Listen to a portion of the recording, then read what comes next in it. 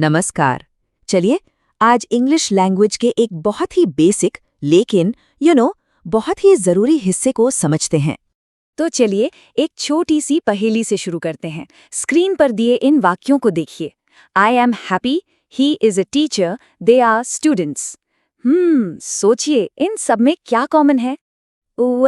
इसका जवाब है सिंपल प्रेजेंट टेंस, खासतौर पर बी वर्ब्स के साथ।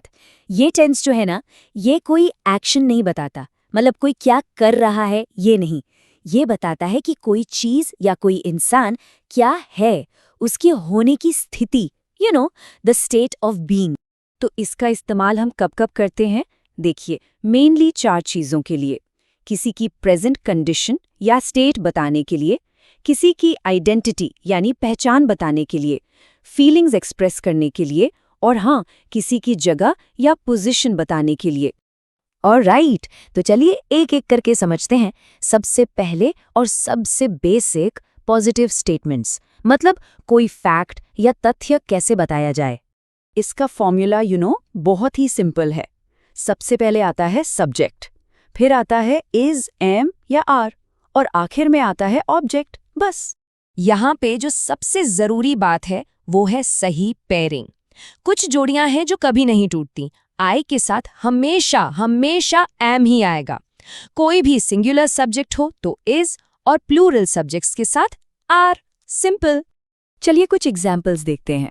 आई am happy, she is a teacher, we are ready, they are at home. देख रहे हैं, फॉर्मूला एकदम परफेक्टली काम कर रहा है और सेंटेंसेस कितने क्लियर और सिंपल बन रहे हैं।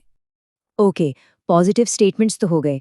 अब अगला स्टेप, हाँ को ना में कैसे बदलें, मतलब नेगेटिव स्टेटमेंट्स कैसे बनाएं।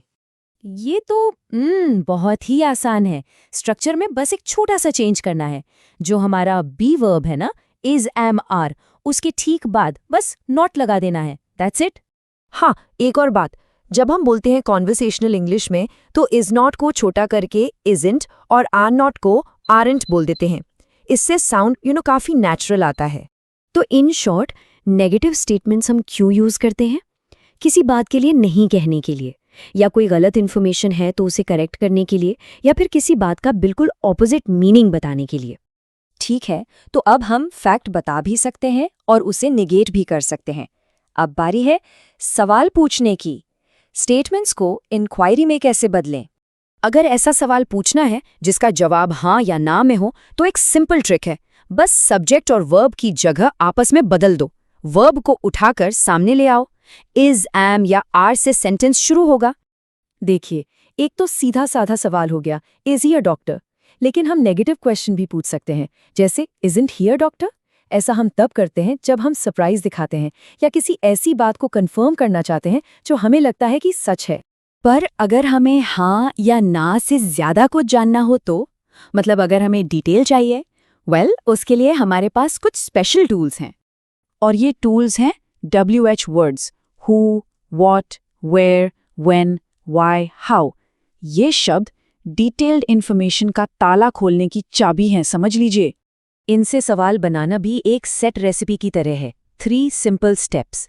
स्टेप 1, WH वर्ड से शुरू करें।